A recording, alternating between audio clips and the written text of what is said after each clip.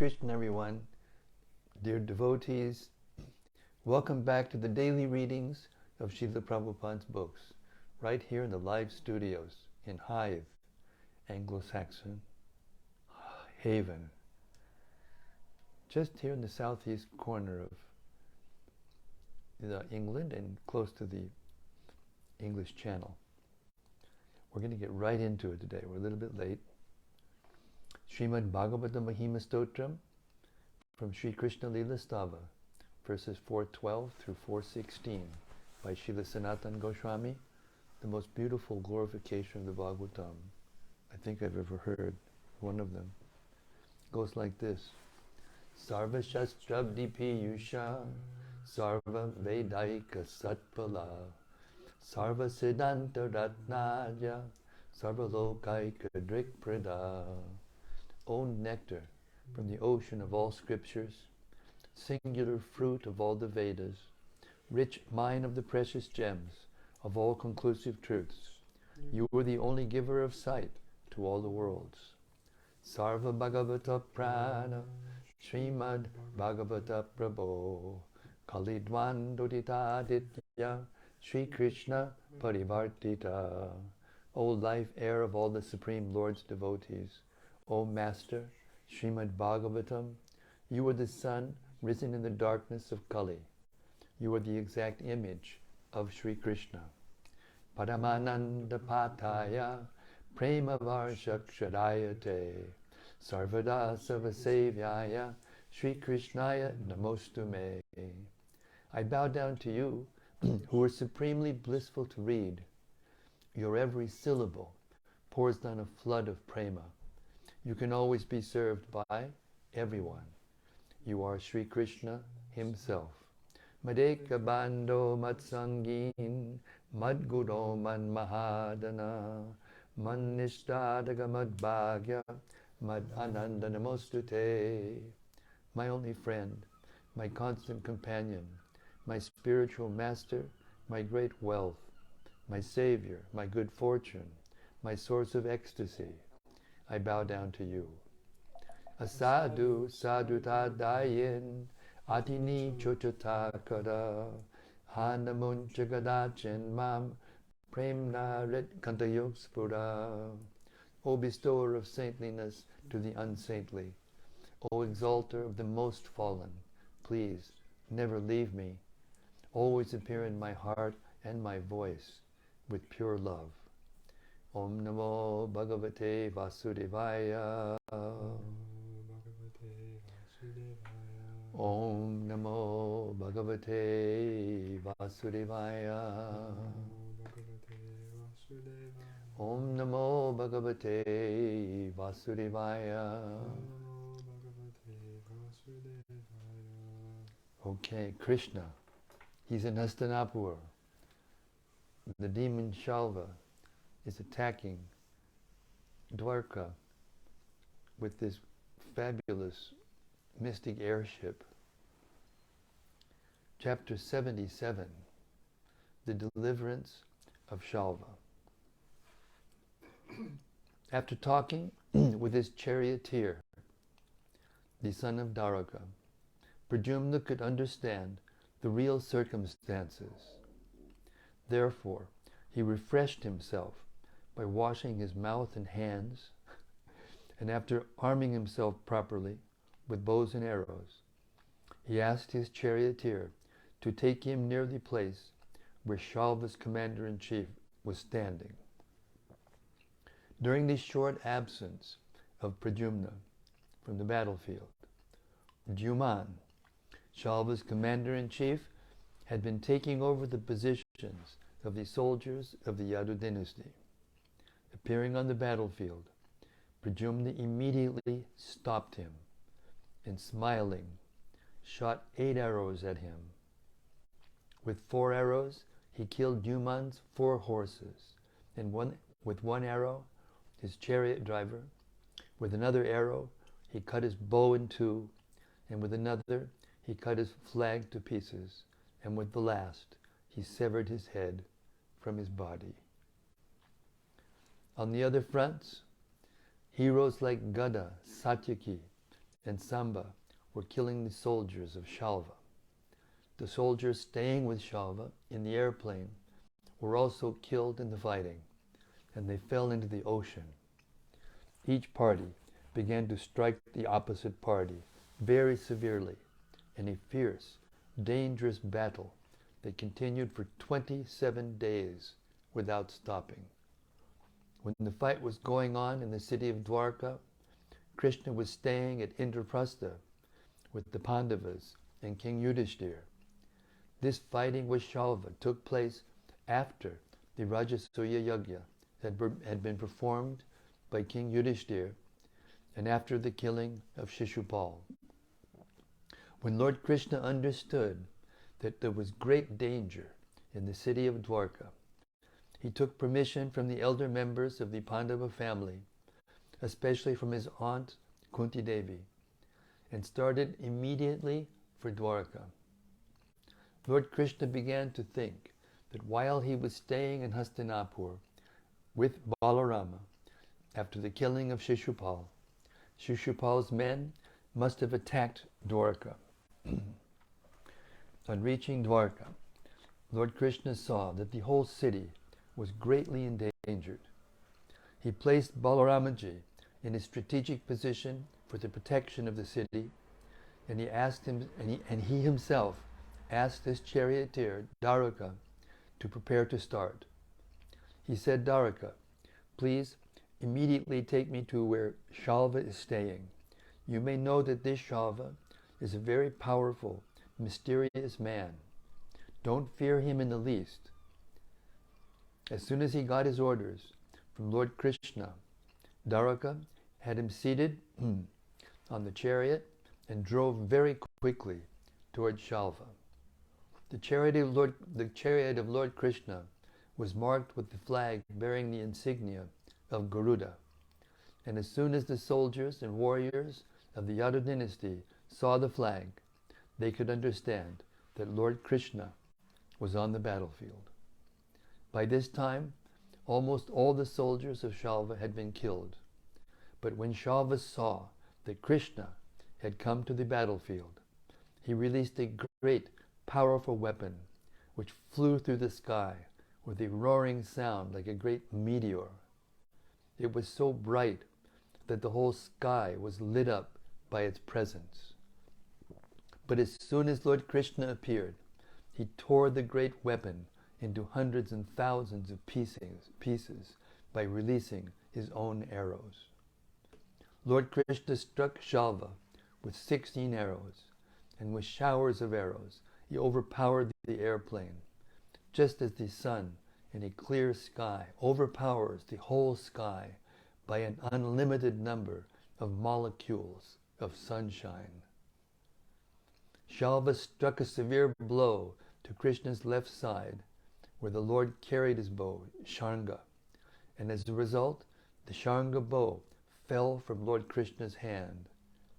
This dropping of the bow was indeed wonderful. Great personalities and demigods who were observing the fighting between Śālva and Krishna were most perturbed by this, and they exclaimed, "Alas, alas!"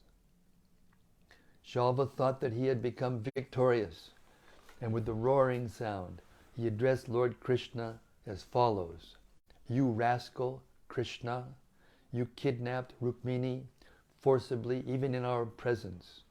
You baffled my friend Shishupal and married Rukmini yourself. And in the great assembly at King Yudhishthira's Rajasuya Yajna, while my friend Shishupal was a little absent-minded, you took an opportunity to kill him. Everyone thinks that you are a great fighter and that no one can conquer you. So now you'll have to prove your strength. I think that if you stand before me any longer with my sharp arrows, I shall send you to a place wherefrom you will never return." To this Lord Krishna replied, "Foolish Śālva, you are talking nonsensically. You do not know that the moment of death is already upon your head. Actual heroes do not talk much. They prove their prowess by practical exhibition of chivalrous activities. After saying this, Lord Krishna, in great anger, struck Śālva on the collarbone with his club so severely that Śālva began to vomit blood and tremble as if he were going to collapse from severe cold. Before Krishna was able to strike him again, however, Śālva became invisible by his mystic power. Within a few moments, a mysterious, unknown man came before Lord Krishna. Crying loudly, he bowed down at the Lord's lotus feet and said to him, "Since you are the most beloved son of your father, Vāsadeva, your mother, Devaki, has sent me to inform you of the unfortunate news that Śālva has arrested your father and taken him away by force, just as a butcher mercilessly takes away an animal."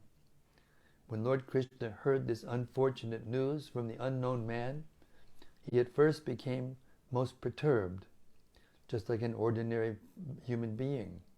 His face showed signs of grief, and he began to cry in a piteous tone. "How could that happen? My brother, Lord Balarama, is there, and it is impossible for anyone to conquer Balaramaji. He is in charge of Dwarka city, and I know he is always alert. How could Śālva possibly enter the city and arrest my father in that way? Whatever Śālva may be, his power is limited, so how could it be possible that he has conquered the strength of Balaramaji and taken away my father, arresting him as described by this man? Alas, destiny is, after all, very powerful." While Krishna was thinking like this, Śālva brought before him in custody a man exactly resembling Vāsadeva, his father.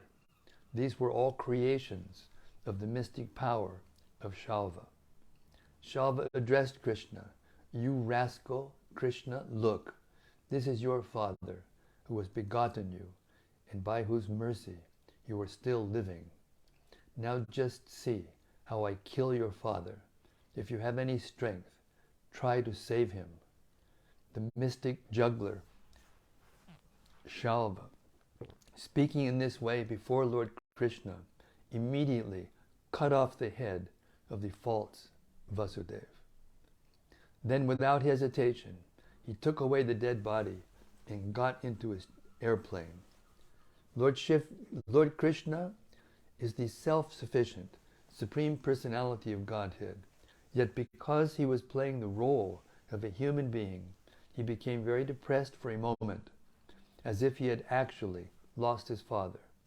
But at the next moment, he could understand that the arrest and killing of his father were demonstrations of the mystic powers which Śālva had learned from the demon Maya.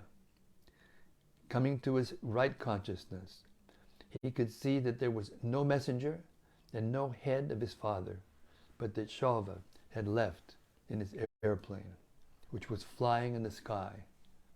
He then began to think of slaying Śālva. Krishna's reaction is a controversial point among great authorities and saintly persons. How could Krishna, the Supreme Personality of Godhead, the reservoir of all power and knowledge, be bewildered in such a way? Lamentation, aggrievement, and bewilderment are characteristics of conditioned souls.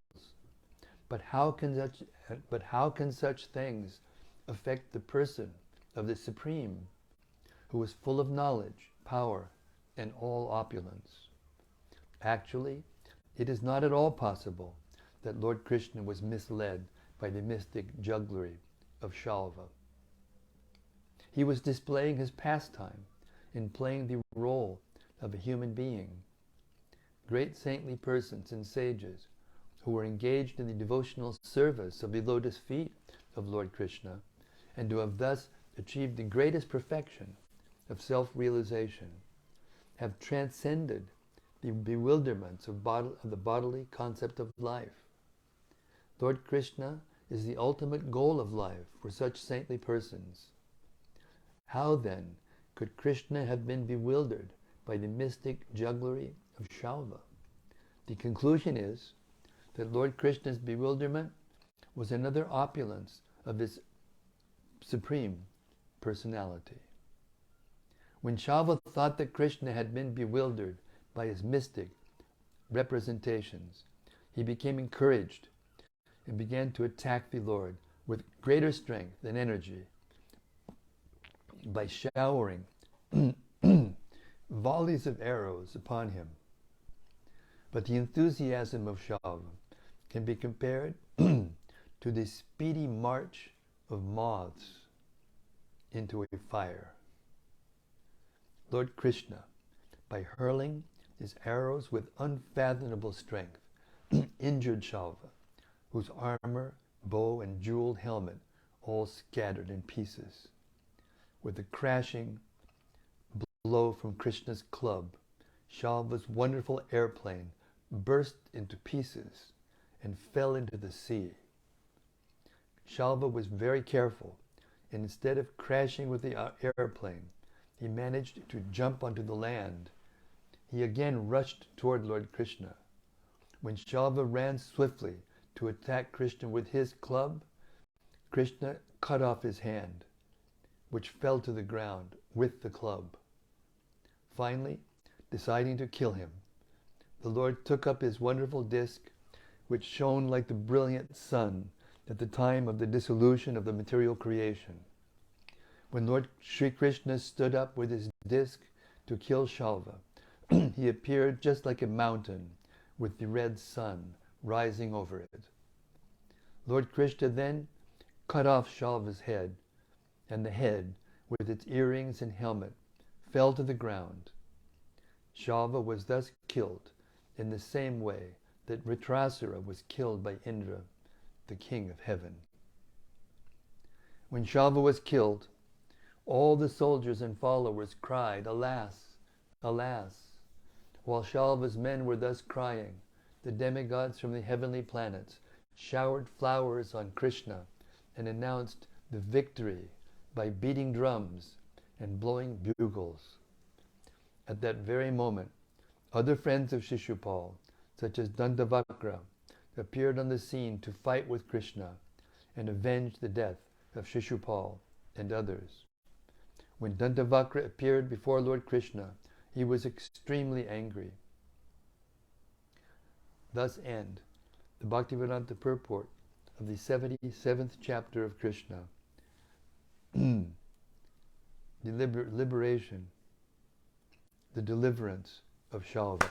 All glories to Sri Krishna, who can act like a human being and at the same time act like the Supreme Personality of Godhead. That is his mystic power, greater than Śālva's, for sure. Hare Krishna. Chapter 78. The killing of Dantavakra, Vidūratha, and Romaharṣaṇa.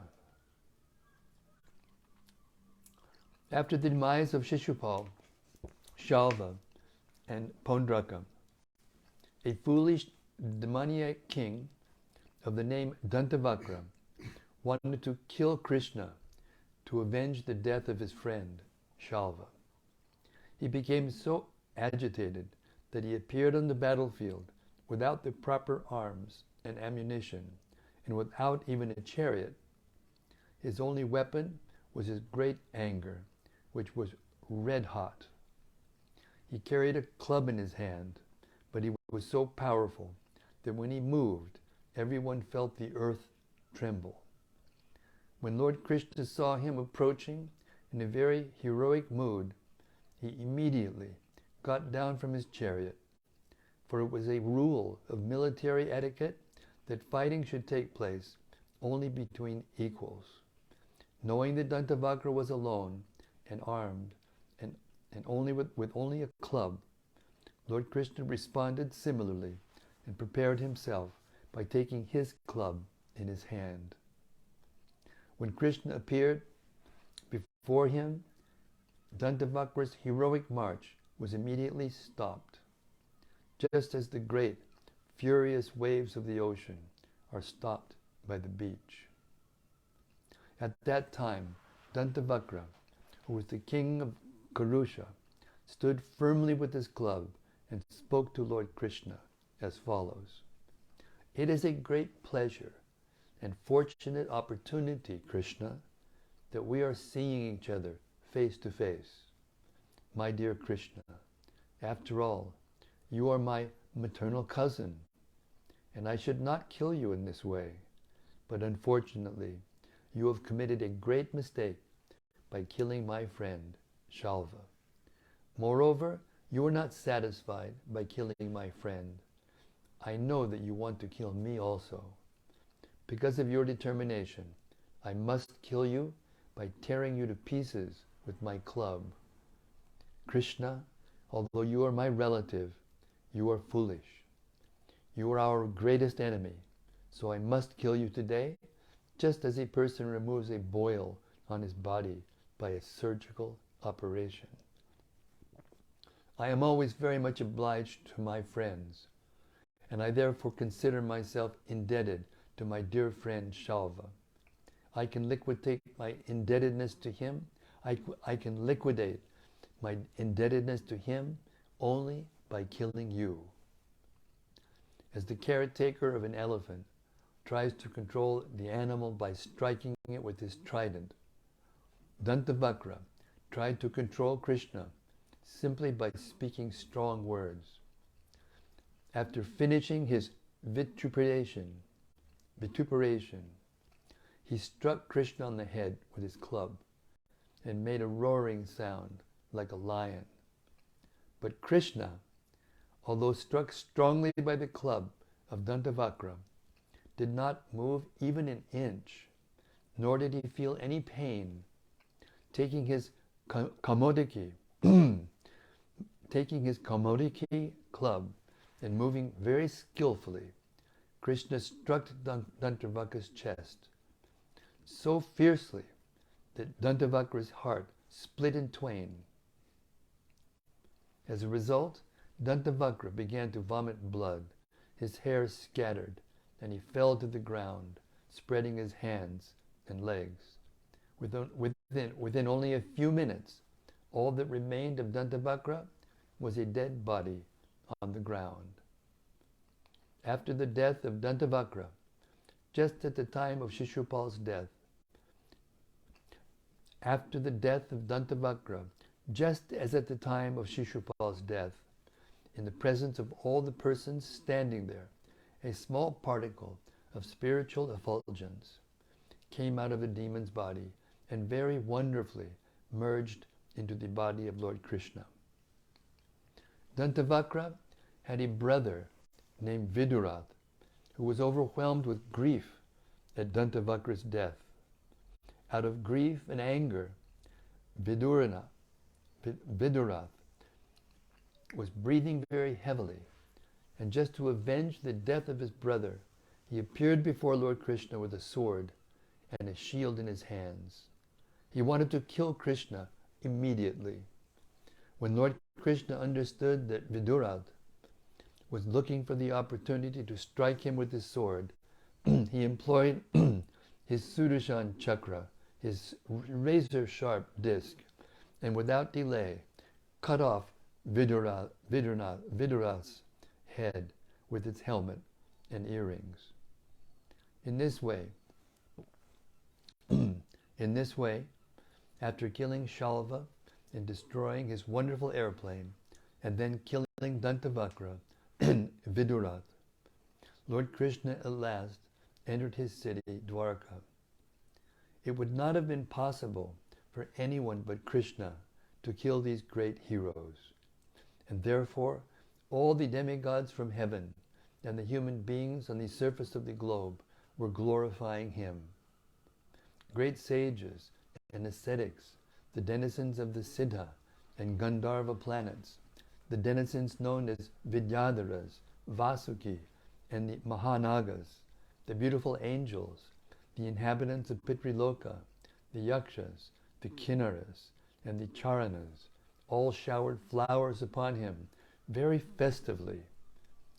The citizens of Dwarka held a great the Kinnaras and the Charanas also showered flowers upon him and sang songs of his victory in great jubilation. Decorating the entire city very festively, the citizens of Dwarka held a great celebration. And when Lord Krishna passed through the city, all the members of the Vrishni dynasty and the heroes of the Yadu dynasty followed him with great respect. These are some of the transcendental pastimes of Lord Krishna, the master of all mystic power and the Lord of all cosmic manifestations. Those who are fools, who are like animals, sometimes think that Krishna is defeated, but factually, he is the Supreme Personality of Godhead, and no one can defeat him.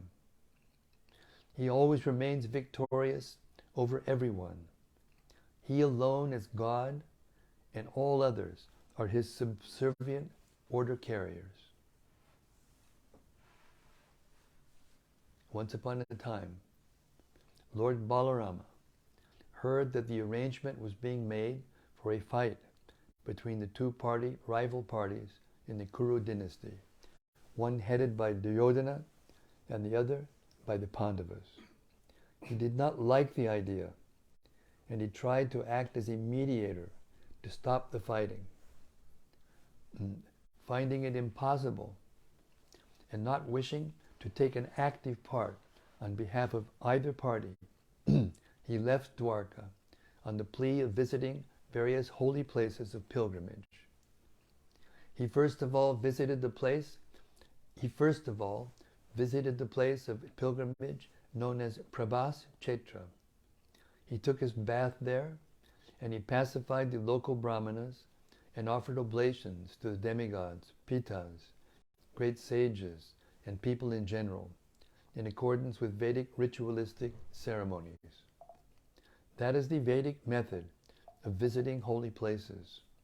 After this, accompanied by some respectable brahmanas, he decided to visit different places on the bank of the river Saraswati.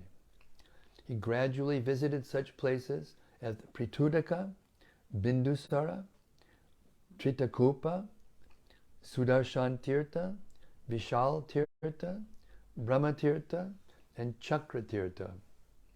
Besides these, he also visited all the holy places on the bank of the Saraswati River, running toward the east. Thus, after this, he visited all the principal holy places on the bank of the Yamuna and on the bank of the Ganges. Thus, he gradually came to the holy place known as Naimisharanya. Naimisharanya is still existing in India, and in ancient times it was especially used for the meetings of great sages and saintly persons, with the aim of understanding spiritual life and self-realization. When Lord Balarama visited that place, there was a great sacrifice being performed by a great assembly of transcendentalists. Such meetings were planned to last thousands of years. When Lord Balaram arrived, all the participants in the meeting, great sages, ascetics, brahmanas, and learned scholars, immediately arose from their seats and welcomed him with great honor and respect. Some offered him respects by standing up and then paying obeisances, and those who were elderly, great sages, and brahmanas offered him blessings after standing up. After this formality, Lord Balaram was offered a suitable seat, and everyone present worshipped him. Everyone in the assembly stood up in the presence of Balarama because they knew him to be the Supreme Personality of Godhead. Education or learning means to understand the Supreme Personality of Godhead. Therefore, although Lord Balarama appeared on the earth as a Kshatriya, all the brahmanas and sages stood up because they knew who Lord Balarama was. Unfortunately, after being worshipped and seated in his place, Lord Balarama saw Romaharṣaṇa, the disciple of Vyāsadeva, the literary incarnation of Godhead, still sitting on the Vyāsasan. He had neither gotten up from his seat nor offered him respect. Because he was seated on the Vyāsasan, he foolishly thought himself greater than the Lord. Therefore, he did not get down from his seat or bow down before the Lord. Lord Balarama then considered the history of Romaharṣaṇa. He was born in a Sutta family, or a mixed family, born of a Brahmana woman and a Kshatriya man. Therefore, although Romaharṣaṇa considered Balarama a Kshatriya, he should not have remained sitting on a higher seat. According to his position by birth, he should not even have accepted the higher sitting position. Because many learned brahmanas and sages were present, Lord Balarama also observed that Romaharṣaṇa not only refused to come down from his exalted seat, but did not even stand up and offer his respects when Balaramaji entered the assembly. Lord Balarama did not like the audacity of Romaharṣaṇa and, becoming very angry at him, declared from his seat, "This man, Romaharṣaṇa, is so impudent that he has accepted a higher seat than that of all the respectable brahmanas present here, although he was born in a degraded Pratiloma family." When a person is seated on the Vyāsasan, he does not generally have to stand to receive a particular person entering the assembly. But in this case, the situation was different, because Lord Baladeva is not an ordinary human being. Therefore, although Romaharṣaṇa's sutta was voted to the Vyāsasan by all the brahmanas, he should have followed the behavior of other learned sages and brahmanas present, and should have known that Lord Balarama is the Supreme Personality of Godhead. Respects are always due him, even though such respects can be avoided in the case of an ordinary man. The appearance of Krishna and Balarama is actually meant for re-establishment of the religious principles. As stated in the Bhagavad Gita, the highest religious principle is to surrender to the Supreme Personality of Godhead. Śrīmad-Bhāgavatam also confirms that the topmost perfection of religion is to be engaged in the devotional service of the Lord. When Lord Balarama saw that Romaharṣaṇa's sutta did not understand the highest principle of religion, in spite of his having studied all the Vedas, he certainly could not support his position. Romaharṣaṇa's sutta had been given the chance to become a perfect Brahmana, but because of his ill behavior in his relationship with the Supreme Personality of Godhead, his low birth was immediately remembered. Romaharṣaṇa's sutta had been given the position of a Brahmana, but he had not been born in the family of a Brahmana. He had been born in a Pratiloma family. According to the Vedic concept, there are two kinds of mixed family heritage, called Anuloma and Pratiloma. When a male is united with a female of a lower caste, the offspring is called Anuloma. But when a male unites with a woman of a higher caste, the offspring is called Pratiloma. Romaharṣaṇa's sutta belonged to a Pratiloma family because his family was a Kshatriya and his mother a Brahmana. Because Romaharṣaṇa's transcendental realization was not perfect, Lord Balarama remembered his Pratiloma heritage. The idea is that any man may be given the chance to become a Brahmana, but if he improperly uses the position of a Brahmana without actual realization, then his elevation to the Brahminical position is not valid. After seeing the deficiency of realization in Romaharṣaṇa Sutta, Lord Balaram decided to chastise him for being puffed up. Lord Balaram therefore said, "This man is liable to be awarded the death punishment because although he has the good qualifications of being a disciple of Lord Vyāsadeva, and although he has studied all the Vedic literature from this exalted personality, he was not submissive in the presence of the Supreme Personality of Godhead." As stated in the Bhagavad Gita, a person who is actually a Brahmana and is very learned must automatically become very gentle also. But although Romaharṣaṇa Sutta was very learned and had been given the chance to become a Brahmana, he had not learned, and he had been But although Romaharṣaṇa Sutta was very learned and had been given the chance to become a Brahmana, he had not become gentle.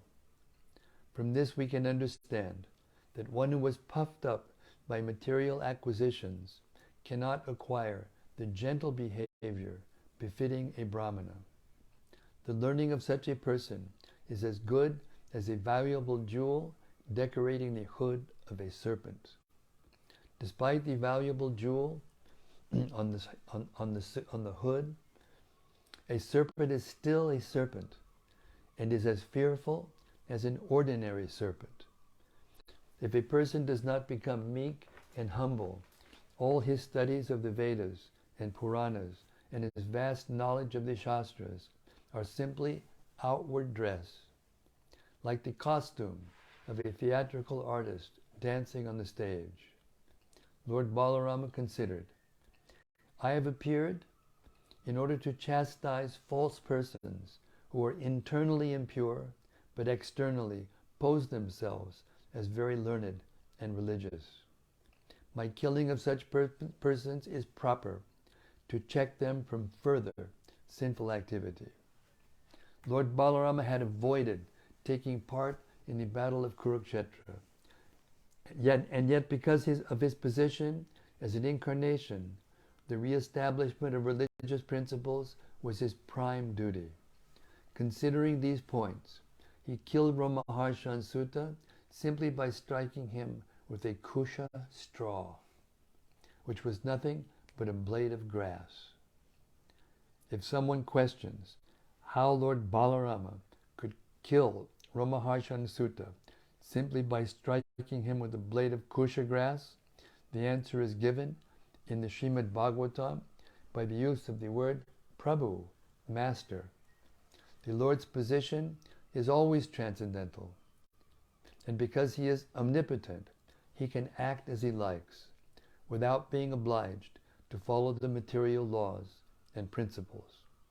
Thus it was possible for him to kill Romaharṣaṇa Sutta simply by striking him with a blade of kusha grass. At the death of Romaharṣaṇa Sutta, everyone present became much aggrieved and cried out, "Alas, alas!" Although all the Brahmanas and sages present knew Lord Balarama to be the Supreme Personality of Godhead, they did not hesitate to protest the Lord's action. They humbly submitted, "Our dear Lord, we think that your action is not in line with the religious principles. Dear Lord Yadunandana, we may inform you that we Brahmanas posted Romaharṣaṇa Sutta in that exalted position for the duration of this great sacrifice. He was seated on the Vyāsasana by our election, and when one is seated on the Vyāsasana, it is improper for him to stand up to receive a person. Moreover, we awarded Romaharṣaṇa Sutta an undisturbed duration of life. Under the circumstances, since your Lordship has killed him without knowing all these facts, we think that your action is equal to killing a Brahmana.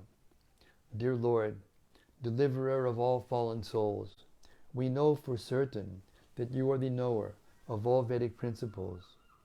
You are the master of all mystic powers. Therefore, the Vedic injunctions cannot ordinarily be applied to you. But we respectfully advise you to show your causeless mercy upon others by kindly atoning for this killing of Romaharṣaṇa Sutta. We do not, however, suggest what kind of act you should perform to atone for killing him. We simply suggest that you adopt some method of atonement so that others may follow your action. What is done by a great personality is followed by the ordinary man. The Lord replied, yes, I must atone for this action, which may have been proper for me, but is improper for others. Therefore, I think it is my duty to execute a suitable act of atonement enjoined in the authorized scriptures. Simultaneously, I can also give this Romaharṣaṇa Sutta life again, with a span of long duration, sufficient strength, and full power of the senses. Not only this, but if you desire, I shall be glad to award him anything else you may ask. I shall be very glad to grant all these boons to fulfill your desires. The statement of Lord Balarama definitely confirms that the Supreme Personality of Godhead is free to act in any way. Although his killing of Romaharṣaṇa Sutta may be considered improper, he could immediately counteract it with great profit to all. Therefore, one should not imitate the actions of the Supreme Personality of Godhead. One should simply follow the instructions of the Lord. All the great learned sages present realized that although they considered the action of Lord Balarama improper, the Lord was immediately able to compensate with greater profits. Not wanting to detract from the mission of the Lord in killing Romaharṣaṇa Sutta, all of them prayed, Our dear Lord, the uncommon use of your kusha weapon to kill Romaharṣaṇa Sutta may remain as it is. Because you desired to kill him, he should not be brought to life again. At the same time, your Lordship may remember that we sages and brahmanas voluntarily gave him long life. Therefore, such a benediction should not be nullified. Thus, the request of all the learned brahmanas in the assembly, was ambiguous, because they wanted to keep intact their benediction that Romaharṣaṇa Sutta would continue to live until the end of the great sacrifice, but at the same time, they did not want to nullify Balarama's killing him. The Supreme Personality of Godhead therefore solved the problem in a manner befitting his exalted position. He said, because the Son is produced from the body of the Father, the Vedas enjoin that the Son is the Father's representative. Therefore I say that Ugrashrava Sutta, the son of Romaharṣaṇa Sutta, should henceforth take his father's position and continue the discourses on the Puranas. Because you wanted Romaharṣaṇa to have a long duration of life, this benediction will be transferred to his son. The son, Ugrashrava, will therefore have all the facilities you offered, a long duration of life in a good and healthy body with no disturbances and full strength of all the senses.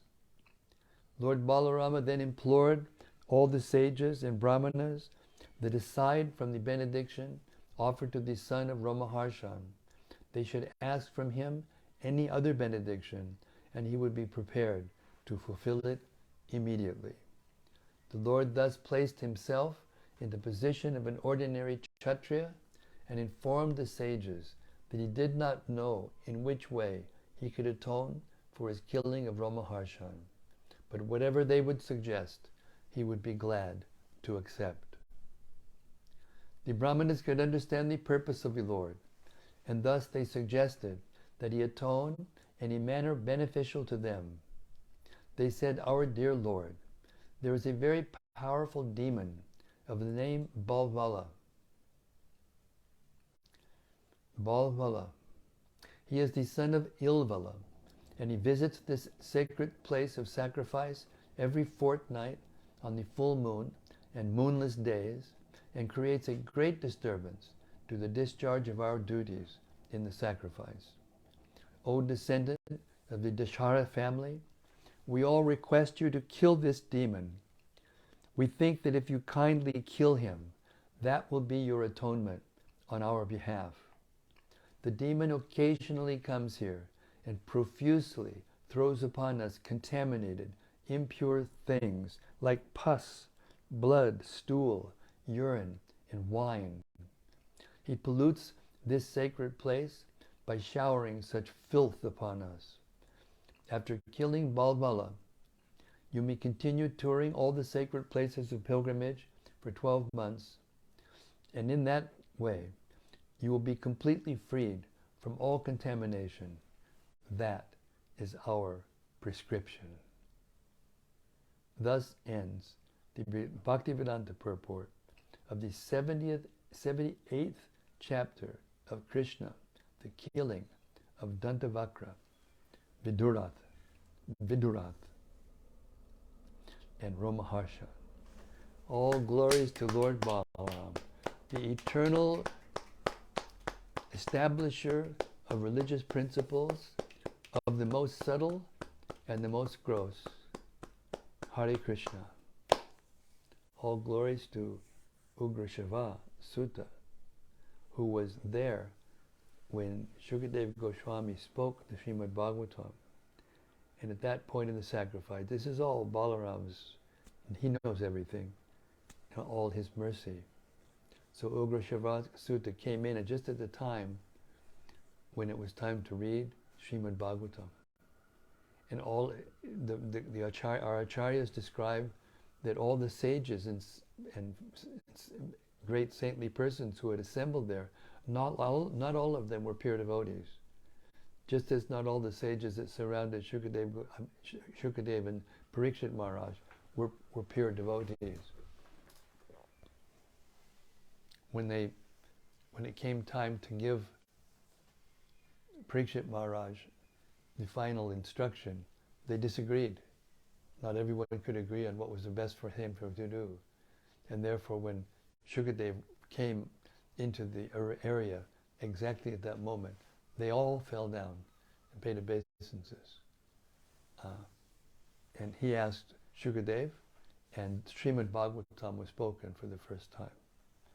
And Sutta Goswami was there, and he was a great soul actually, and he memorized the Bhagavatam by hearing it once.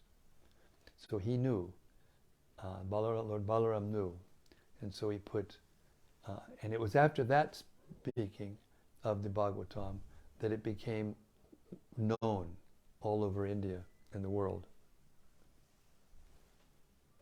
Hare Krishna. So it's after 8 o'clock, 8:07, and we will ask now, we'll end our reading and ask for these assembled sages to please grace us with your reflections. Hare Krishna.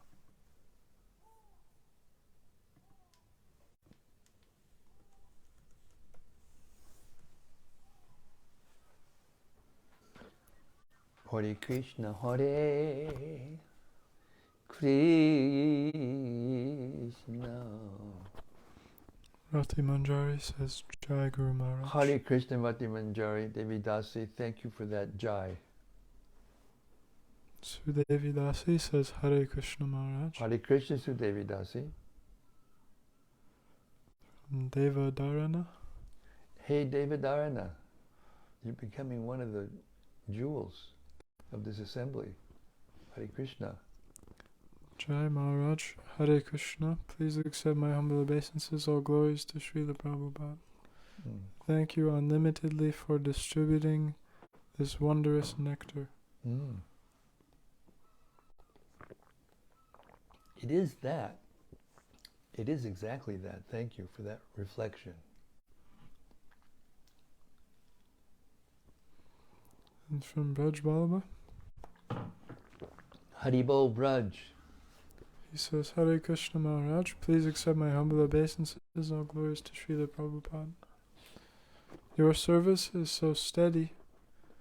I wanted to say that Prabhupada must be happy with you and very proud.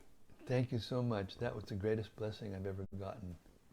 Thank you. That's such a nice, well-wishing thought. Thank you so much. It's actually the greatest pleasure to do this. And I found that, I was hesitant in the beginning because I was averse to putting myself out there, especially on the internet, because it's such a crazy place. But very soon, and Radhi Maharajara, she's listening, she knows, she was one of the ones that was there at the time, and she encouraged me greatly. Her and Radharaman helped me get it started. And even though I felt awkward in the beginning, very quickly it became very natural for me. And it became my main service, actually. Now I have the service of narrating the books, of the major books of Srila Prabhupada, to make audiobooks for the BBT. And I know that this has been, the first one's been a long time coming, because the Chaitanya Charitamrita is a big book, and nobody knows what it takes to make an audiobook perfect. And that's what we're trying to do. We're trying to make the whole Śrīmad Chaitanya Charitamrita as perfect as possible. Correcting all the mistakes, making sure it matches the text exactly.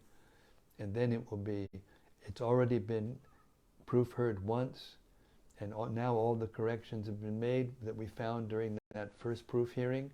And just in a few days, probably Monday or Tuesday, at the most, or Wednesday at the most, of next week, we'll start the final proof hearing.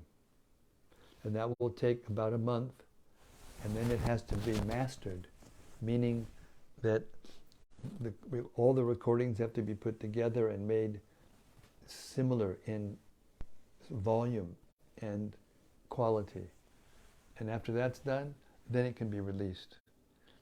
And I don't know exactly when that's going to come, when it's going to be released, but it's going to be released this year for sure, and I think not that long after Srila Prabhupada's Vyasa Puja, at the end of this month. But sometime after, but not too far after. Hare Krishna. So this is my life. It's become my life to read out loud. Whatever happens in between becomes completely insignificant. As soon as I sit down now and start to read these books out loud to all of you, everything becomes perfect. Hare Krishna. This is what's the word? The proof of the promises of the Bhagavatam itself, and all of our, and Srila Prabhupada, and all of our great previous acharyas, and Sri Chaitanya Mahaprabhu, and his sincere followers, and Parshadads, his eternal associates. Hare Krishna. From Gopakanya Devi Dasi, Haribol Gopakanya. she says, Jai Maharaj and all friends, the lovers of Sri Krishna Katha, Hare Krishna, all glories to Śrīla Prabhupāda. Jai Ho.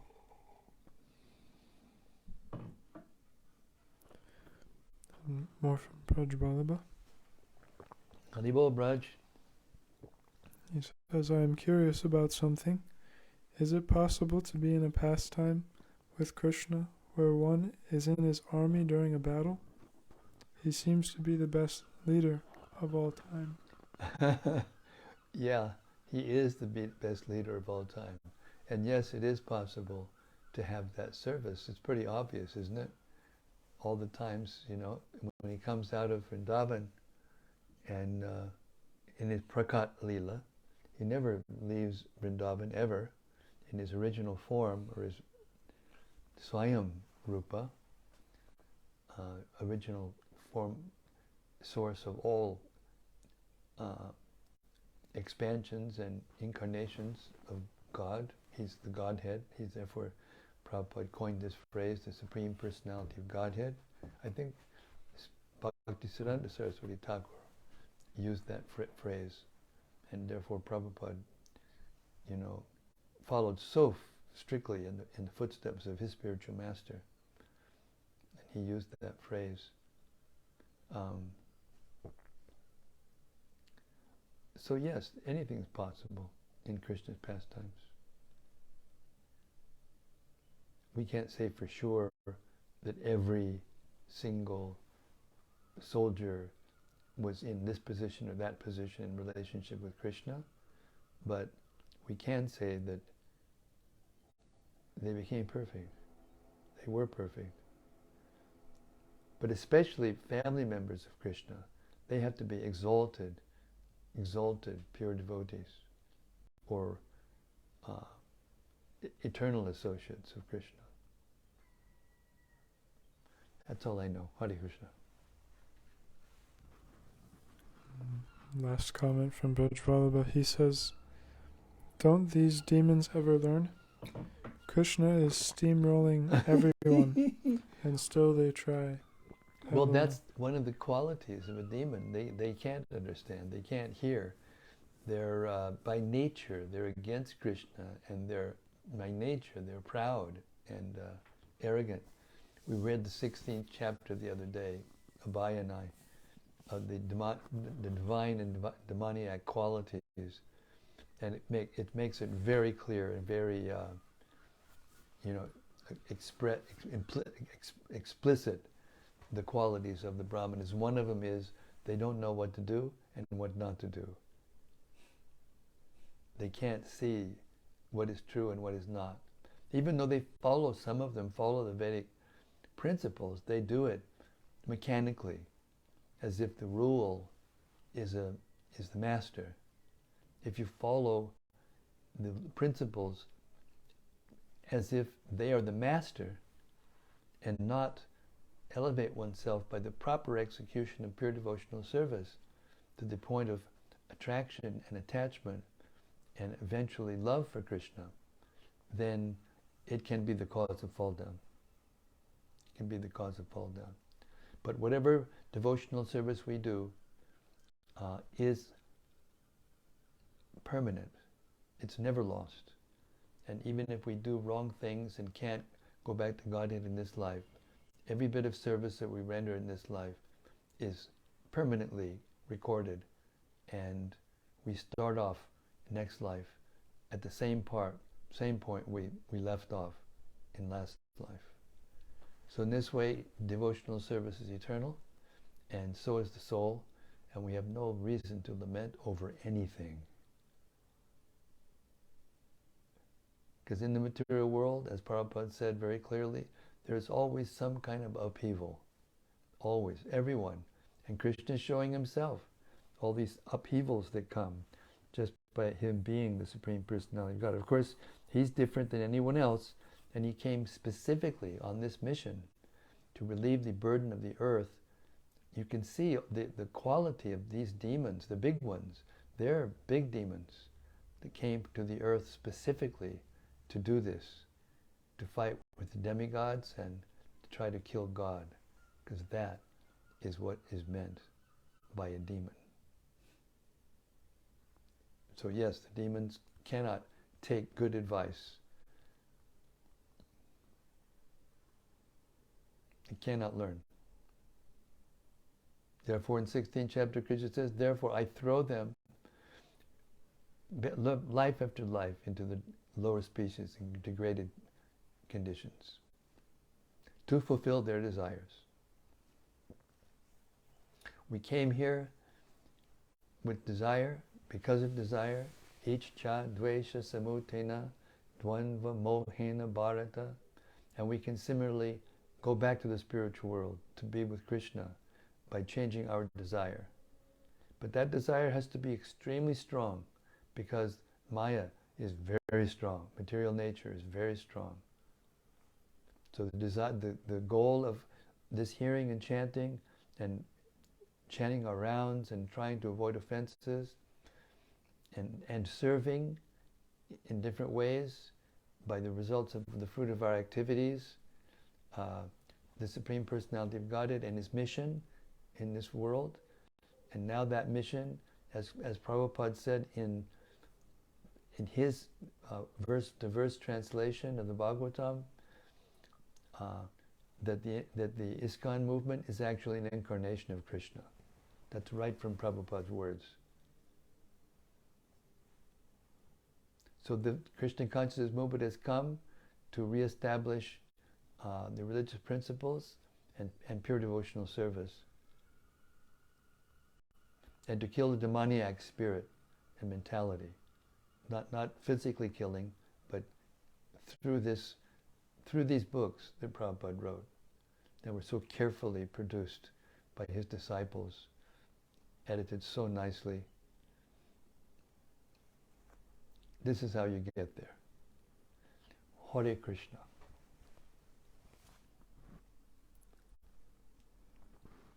Next is from Bhakti Noel. Hare Krishna, Bhakti Noel. She says, Hare Krishna, dear Maharaj, please accept my humble obeisances.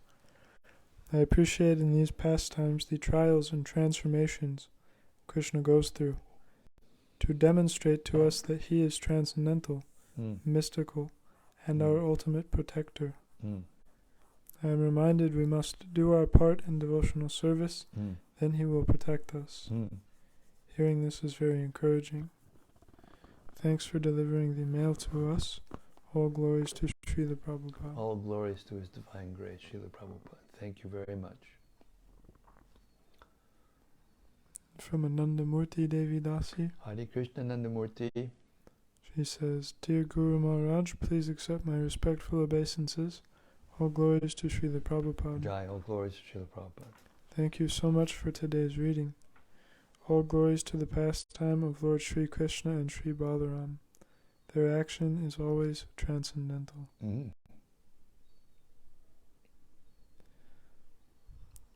Next is something from Daitari Haridas.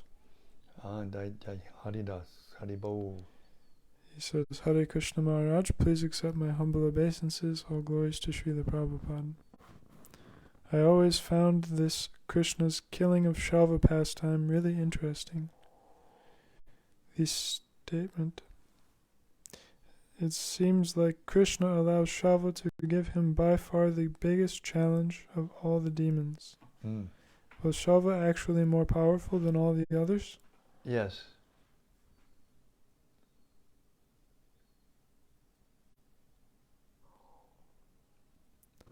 He was more powerful in a certain way. I wouldn't say that he was more powerful than all the others. Jarasandha was also very, very powerful. You know, physical strength but Śālva had this mystic power that was very, because he got it from Maya, the demon Maya. And so he got all these very heavy mystical powers. So yes, he was very, very powerful. You could say more powerful in those terms, the terms of mystic power. I also really liked Prabhupada's statement, quote, Krishna's bewilderment was another opulence of his supreme personality. Yes, absolutely. It seems like Krishna allows Śālva to give him by far the biggest challenge of all the demons.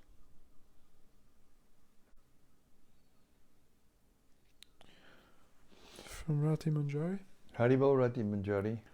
She says, Dear Guru Maharaj, please accept my respectful obeisances. I remember that watership moment when you went live first, and I especially remember how your face lit up when you realized that several devotees were listening to you live and also commenting. It was delightful to watch. I thank you for your ongoing dedication to reading out loud to us. It is pure treasure. I have spent these past 2 days completely immersed in moving my son Nitai to his new apartment. He is there now, and I am in my empty home, adjusting. But you are here reading to me as always, which is especially soothing to me in this transitioning time. Oh, nice. I'm very glad to be of some service. Hare Krishna. Thank you. To a Sankirtan devotee, stalwart Sankirtan devotee such as yourself.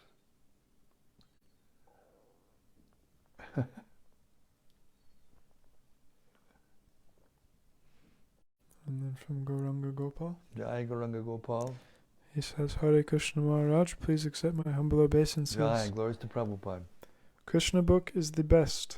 I especially love to hear how Lord Krishna's pastimes are so minutely arranged, like the most masterful piece of art, and we go through the entire range of emotions, following Krishna and Balaram's human-like pastimes. Thank you for allowing us to hear this nectar, Maharaj. Yes, Krishna book is the best book, especially because it comes through Srila Prabhupada's consciousness.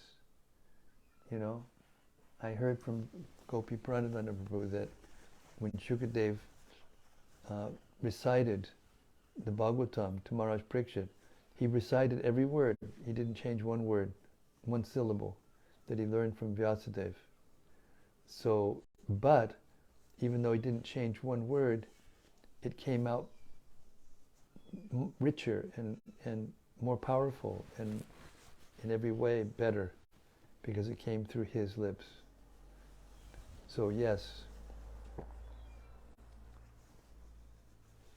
every time the Bhagavatam is spoken, it becomes sweeter. It's its nature.